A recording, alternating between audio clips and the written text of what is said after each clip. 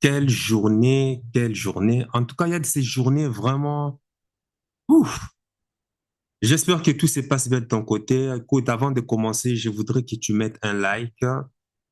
Si tu aimes les contenus sur les relations hommes et femmes, les contenus, on parle aussi des géopolitiques, on parle aussi des états d'esprit, on parle aussi euh, de toutes les thématiques qui vont te permettre de pouvoir réussir ta vie. En tout cas, ça va te donner, en tout cas, ça va faire, hein, ça fera tilt dans ta tête pour te donner, en tout cas, prise, ce qu'on appelle le pouvoir de décision, pour pouvoir mettre en place des petites actions insignifiantes au quotidien, mais ô combien il sera grandement bénéfique pour toi. Regarde dans la barre de description, il y a tout ce qu'il faut en passant justement par avoir des abdos, hein, dans le but de bien se sentir, bien dans sa peau et tout, et dans d'autres thématiques.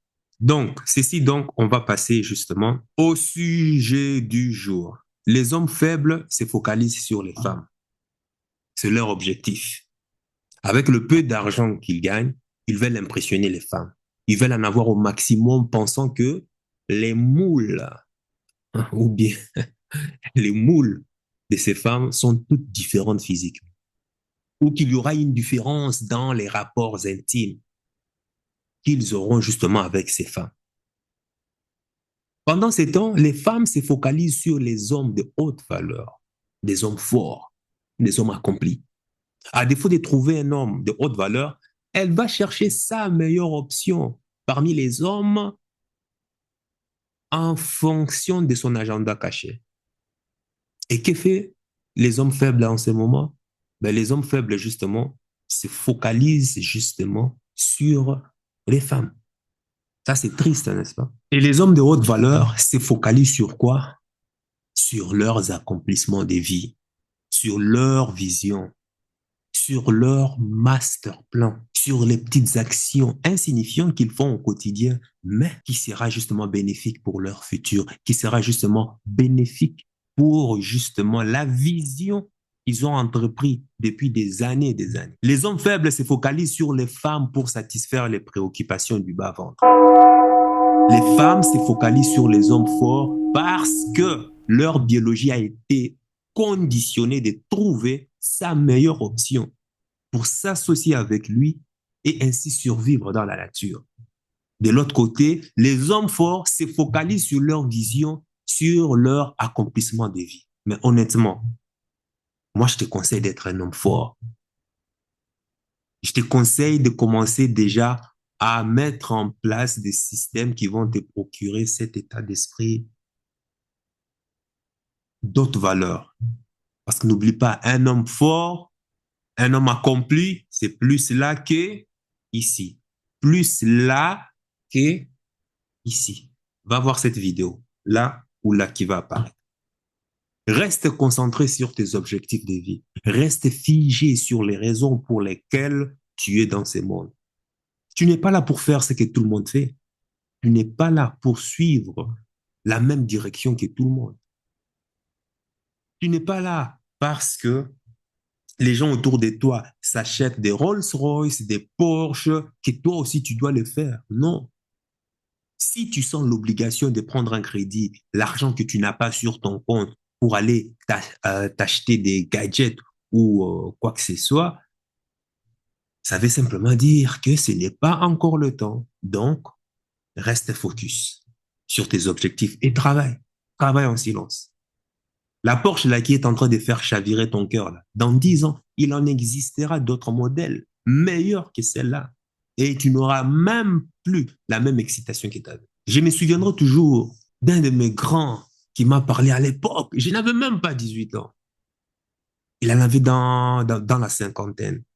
On était assis dans un restaurant proche d'une étoile, un peu standing et autres. Il me disait, écoute, les femmes là, laisse les filles, laisse, ne t'inquiète pas. Laisse les filles de ta génération. Focalise-toi sur la réussite de ta vie. Peu importe ce que tu veux faire. Bon, à l'époque, voilà, je n'avais même pas mon bac à l'époque. Il me dit, travail, business ou quoi, focalise-toi d'abord sur la réussite de ta vie.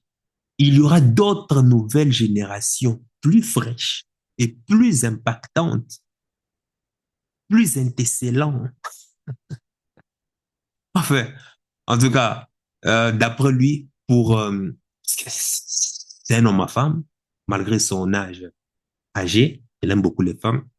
En fait, pour lui, les nouvelles générations seront encore plus terribles. À son âge, déjà dans la cinquantaine, à l'époque, je me souviendrai, il y avait des femmes de ma génération qui couraient déjà après lui. Pour tout te dire. Donc, les femmes de sa génération, c'est-à-dire, ils ne dépassaient pas maximum 25 ans. Ouais, 25 ans. À moins que tu sois exceptionnel, il peut accepter 28 ans ou 27. Toutes ces copines que j'ai connues, bon, maintenant à 50 ans, le gars, lui, ne voulait pas, franchement, c'est casé. Ça, c'était pas dans ses tripes, hein. C'était pas du tout dans ses tripes. Mais non, il vivait. Quand tu le voyais, tu sentais la vie en lui. Et lui dans la vie. Mais il avait ses business, il avait ses sociétés, il avait... Bref, il faisait de l'import-export. Mais le gars vivait, il vivait. Il me dit, laisse tout ça. Ne te tracasse pas. Les filles de ta génération ne sont pas pour toi. C'est pour nous les grands.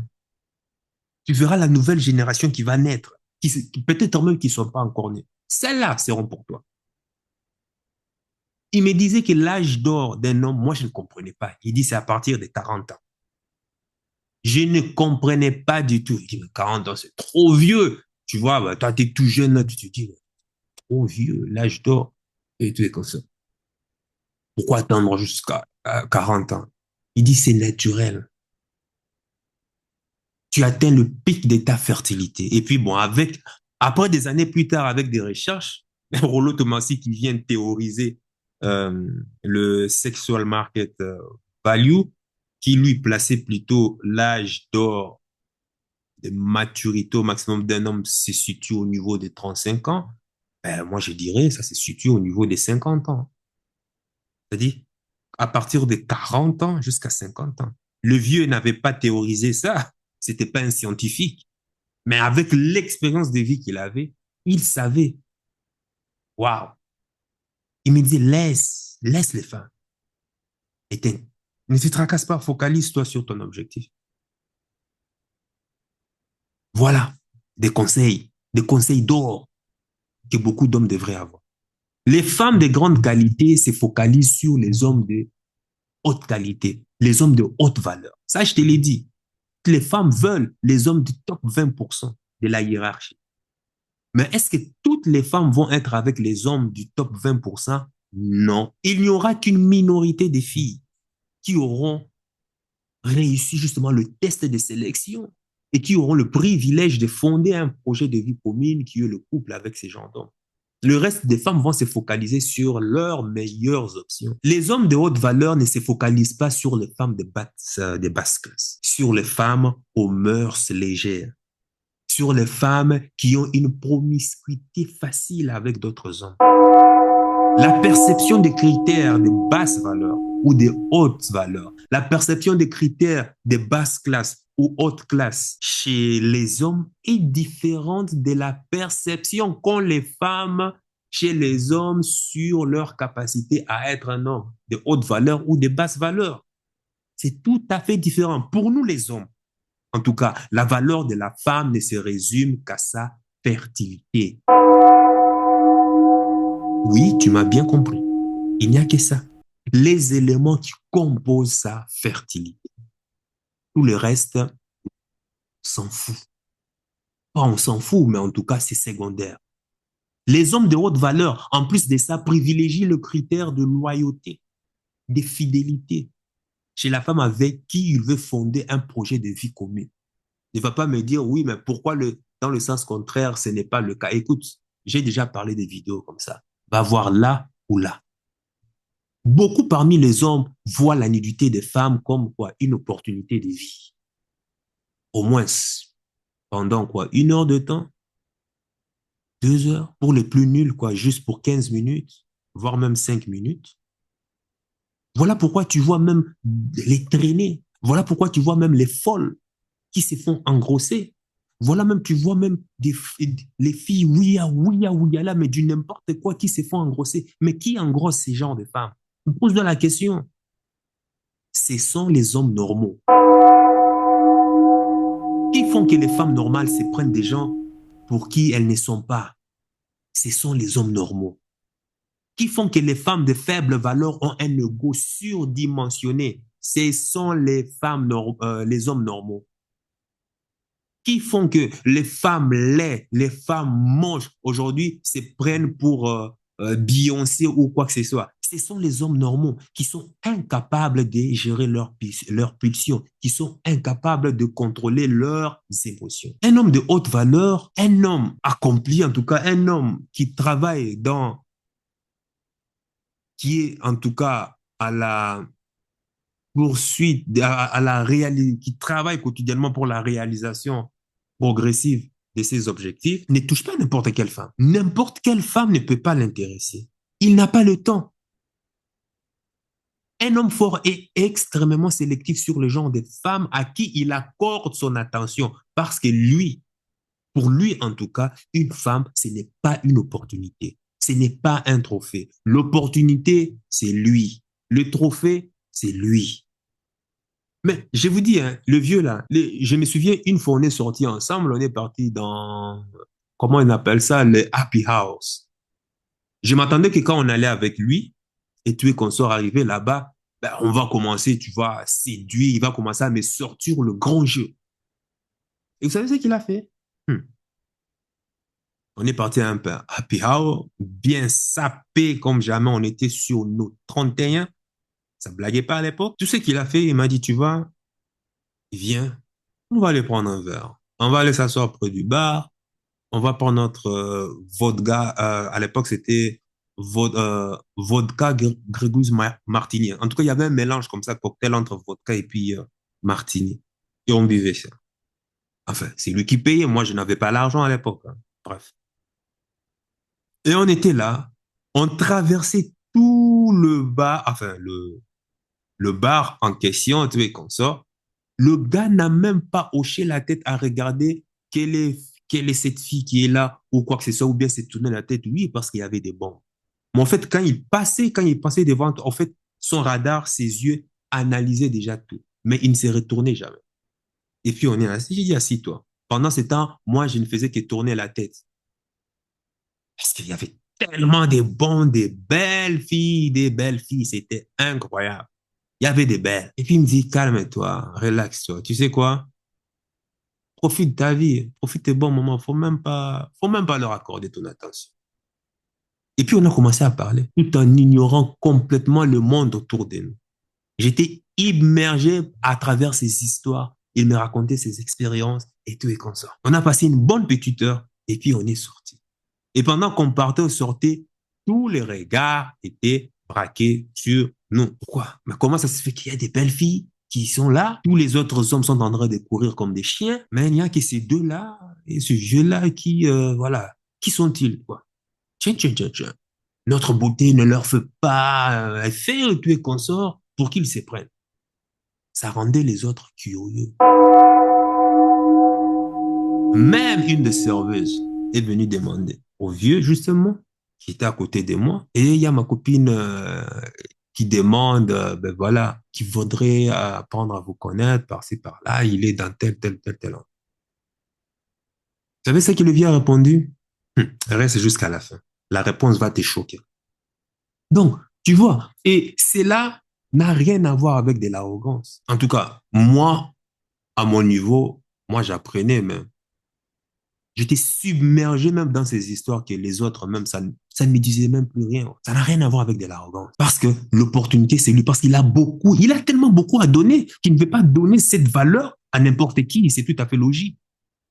Vous savez, il y a deux choses dans la vie. Et toi, homme, il ne faudra jamais courir après. La femme et l'argent. Il ne faut jamais chasser les femmes, il ne faut jamais chasser l'argent. Chasser l'argent, l'argent fuit. As-tu déjà remarqué que dans les banques, il n'y a pas de musique? C'est toujours calme, c'est toujours peace, c'est toujours à l'aise, sans bruit, silence. Pourquoi? Parce que l'argent n'aime pas les bruits. Retiens bien ceci, l'argent n'aime pas les bruits. Mais que fait le pauvre quand il achète une nouvelle voiture, quand il achète une maison, quand il achète un gadget, quand il achète une grosse télé ou quoi que ce soit? Il veut que tout son réseau social, il veut que tous les quartiers soient alertés de ce qu'il a, de son exploit. Enfin, si c'est ça qu'on appelle l'exploit. Que fait le pauvre? Il va remplir son frigo de nourriture qui vont lui servir à rien, rien du tout. C'est ça le pauvre.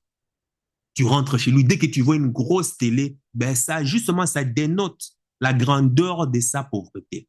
Aussi grand est ta télé à la maison, aussi grand aussi est ta pauvreté. Ça, il faut le savoir. Tu ne remarqueras jamais des gens riches, des millionnaires, dans des boîtes de nuit en train de faire du bruit, de danser, de sauter. Jamais. Tu n'en verras aucun. La plupart des gens qui sont dans des carrés VIP, ce sont des parvenus. Ils vendent l'apparence qu'ils ont de l'argent. Mais en réalité, ce ne sont jamais des millionnaires ou multimillionnaires comme certains les prétendent. Beaucoup font semblant d'avoir de l'argent, mais en réalité, ils n'ont rien. Sur les réseaux sociaux, on te vend, oui, je suis millionnaire par-ci, par-là. Non, c'est des gens qui sont devenus millionnaires en vendant justement des formations sur comment devenir riche. C'est tout à fait différent. Il faut comprendre ça. Je parle des millions en termes de patrimoine. Parce que si tu me dis que tu gagnes des millions parce que tu es salarié, ça peut arriver. Tu peux gagner des millions par an en étant salarié. Mais tu es un salarié, ça, c'est pas être des millions. Moi, je parle des millions en termes de patrimoine. Ça, c'est pas donné à n'importe. Le seul millionnaire potentiel que tu vas peut-être voir en boîte de nuit en train justement de faire du bruit, c'est généralement les millionnaires qui est en train justement de faire l'argent du fait de sa présence. Généralement, c'est le propriétaire du club ou ça peut être un collaborateur justement qui est en train, qui se sert des événements pour pouvoir se faire plus d'argent. Retiens ceci, l'argent n'aime pas les bruits et quand le bruit arrive, l'argent fuit. On ne chasse pas l'argent. On se focalise sur l'acquisition des compétences. On se focalise sur son développement personnel. On devient quelqu'un qui a de la valeur sur le marché. Le marché, c'est ce qu'on appelle la réalité. On produit quelque chose qui va résoudre une problématique, qui va résolver une douleur de la population. En contrepartie, la population te remercie en te donnant quoi? De l'argent. L'argent ne vient pas de je ne sais quel monde ou je ne sais pas quelle planète. Hein. L'argent viendra toujours à partir d'autres personnes. Alors, si toi, tu n'as pas des relations humaines, tu ne sais pas entretenir des relations humaines avec les gens, comment tu veux que l'argent vienne avec toi? Si toi, tu es arrogant, si toi, tu es insultant, si toi, tu poses des commentaires désobligeants, des commentaires même à la limite, des commentaires même qui fait fuir, qui ne donnent même pas envie de t'approcher, tu penses que tu vas te faire l'argent? Peu importe ce que tu vas faire pour gagner de l'argent, tu verras, ça sera toujours à travers une autre personne. Alors, dis-moi, es-tu en bon rapport avec tes voisins, tes clients, tes connaissances? Mais c'est ça qu'il faut savoir. Sois bien avec les gens. Tu verras que l'argent aussi viendra. Si tu n'es pas bien avec les gens, si tu n'es pas bon, ok, ça va. Ce sont des compétences qui se travaillent. L'argent connaît toujours son propriétaire. On ne court pas après l'argent, sinon tu passeras le reste de ta vie à le chercher. L'argent doit être ton serviteur et non ton maître. L'argent est un bon serviteur. On ne court pas après la femme parce qu'elle sait déjà ce qu'elle veut. Elle sait déjà où elle veut aller en fonction de son agenda caché, en fonction de son agenda biologique. Je pense que tu n'as pas besoin de fournir d'efforts auprès de la femme. Moi, c'est ce que j'ai toujours dit. Tu n'as pas besoin de fournir d'efforts. Tu donnes la main gauche, elle donne la main droite. Tu donnes droite, elle donne la main gauche, et ainsi de suite. Mais si tu donnes gauche, il n'y a pas de retour. Tu donnes encore gauche, il n'y a pas de retour. Tu stops, tu passes à autre chose. La femme sait déjà quels efforts fournir quand elle a déjà, c'est-à-dire quand elle a déjà en toi. Elle voit en toi les éléments qui vont répondre à ses objectifs à elle. Tu n'as pas besoin de dépenser pour elle ou lui faire de je ne sais quoi. Hé, mon cher, tu sais quoi? Tu n'as pas besoin. Tout ça là, c'est faux. Ce que tu lui proposes là, elle sait déjà se l'offrir. En tout cas, elle a déjà les moyens de se l'offrir. La femme est déjà convaincue parce qu'elle a un agenda caché et elle sait quel homme correspond à son standard. Il n'y a pas plus séductrice dans ce monde comme la femme. Ne t'en fais pas pour ça. Bats-toi pour ta vision. Bats-toi pour tes objectifs. Bats-toi pour le rêve de ta vie. Mais on ne se bat jamais. On ne court jamais après la femme. Quel est ton objectif de vie? Quel est ton master plan? Et que mets-tu en pratique là maintenant, là, à un moment où je suis en train de parler là? Quelle décision as-tu pris pour mettre en pratique déjà la réalisation progressive de ton rêve? C'est quoi? D'où je viens? Il n'y a presque pas de gens comme moi qui ont la même façon de penser. Des gens qui acceptent le changement, qui acceptent d'apprendre et qui ont la ferme volonté de pouvoir accepter le changement. C'est-à-dire des gens qui sont prêts à tout désapprendre pour renier toutes les grâces qu'on a mis dans ma tête, dans tout ceci. Donc, j'ai accepté de tout renier et de repartir à zéro pour accepter de réapprendre de nouveau. Il n'y a pas beaucoup de gens. Ce n'est pas être orgueilleux de le dire. Il n'y en a pas. Ça veut dire que tous les hommes ne sont pas égaux. Oui, on a grandi dans la même cour. Oui, on a grandi, on a fréquenté les mêmes cours de récréation, les mêmes écoles, les mêmes poulaillers et autres. Mais on n'est pas tous égaux. Tout ce qui nous rassemble, c'est peut-être on a la même tête, le bras, les mains, les jambes, les troisièmes pieds, tout et consort. Nous naissons égaux. Mais quand on grandit, chacun fait son propre, c'est-à-dire chacun grandit avec son propre paramétrage. À toi maintenant de trouver ton paramétrage à toi. Si tu veux rester de la même manière que tu es né, avec les mêmes systèmes de croyances, ben, tant pis pour toi. Moi, j'ai dû mettre tous mes systèmes de croyances innés dans ma tête. J'ai dû mettre fin à cela pour pouvoir réapprendre encore de nouveau. Je suis dans le process. Qui je suis? Et en fonction de qui je suis, je sais qu'il y a certains types de femmes. Jamais. Je ne peux jamais m'intéresser. Tu peux être belle n'importe comment. Mais je te sens déjà de loin. Par ton attitude, par l'aura que tu dégages. Je sais déjà, laisse tomber. Mais bon, si tu es belle, tu es consort, je peux t'aborder. En 5 minutes de conversation, je peux déjà savoir si oui, pas, ça passe ou pas. Toutes les femmes ne peuvent pas t'intéresser, désolé. À un certain niveau, le temps est quelque... L'argent, tu peux perdre de l'argent, tu peux en rattraper, il n'y a pas de problème. Mais ce qui est rare, c'est l'art, c'est le temps. Et en fonction de ton temps, tu sais qu'il y a certaines... Écoute, je me souviendrai encore à une époque, il y a une femme qui m'a donné, on s'est donné rendez-vous et tout et consort. L'heure du rendez-vous, mais la personne n'est pas venue. À l'heure du rendez-vous, la personne n'est pas venue. Il était quoi? 21 heures. J'ai attendu 10 minutes en plus. Je suis parti. Je suis parti. 30 minutes après, la personne me dit que je suis là. J'avais un peu de retard par-ci par-là. Où est-ce que tu es? Moi, j'ai dit, je suis désolé. J'ai attendu 10 minutes, mais tu n'as rien dit. Et je suis parti parce que j'avais des choses à régler. Elle m'en a voulu, elle s'est fâchée. Elle me dit, elle s'est fâchée. Elle se fâche contre moi. Mais moi, je lui dis, tu aurais pu simplement me prévenir. Ben bon, bref. C'est ici pour te dire que le temps, c'est quelque chose. Alors, les hommes de haute valeur connaissent cela. Le temps. Que fais-tu de ton temps? Les hommes normaux, que font les hommes normaux? Parce que simplement la fille est belle, oui, je reconnais. Elle était très belle. Ils vont attendre là. Oui, tu n'es pas là. Qu'est-ce que tu fais? Où tu es, par-ci, par-là. Moi, 10 minutes, je suis parti. Est-ce que ça avait l'air de quelque chose d'arrogant? Non, c'était pas quelque chose d'arrogant. Des semaines plus tard, la fille m'en a toujours voulu, hein. Mais je lui montre exactement qu'est-ce que j'avais. Je lui montre mon agenda. J'ai dit, regarde, je suis là. Je lui montre mes webpages par rapport au coaching que j'avais, les heures et tout et consort, tout ce que je devrais faire.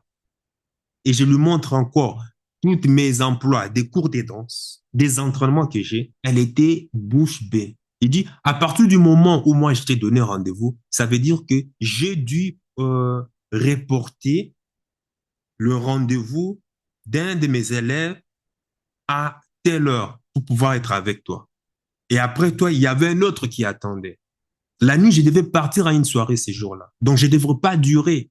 La soirée commençait à 22 heures. J'avais déjà bien calculé. Si à 21 heures, on est ensemble, 22 heures, moi, je te laisse, je m'en vais parce que la soirée, de l'autre côté, commence à 22 heures. Et on avait notre show de spectacle qui commençait à minuit. Je devais aller rejoindre les autres. Bon, j'ai dit, ben, toi, regarde, toi, tu viens, tu me dis, tu viens déjà à 21h30. Si tu étais là à 21h30, admettons, tu es là à 21h30. 21h30, ça veut dire qu'on allait aller avec toi jusqu'à 22h30. Et le temps de rouler pour aller jusqu'à la soirée aux Pays-Bas, ben, écoute, ça serait compliqué parce que j'ai une team qui m'attend. On doit répéter avant de pouvoir faire le show. Ah, ok. Là, elle a fondu comme Bob l'éponge.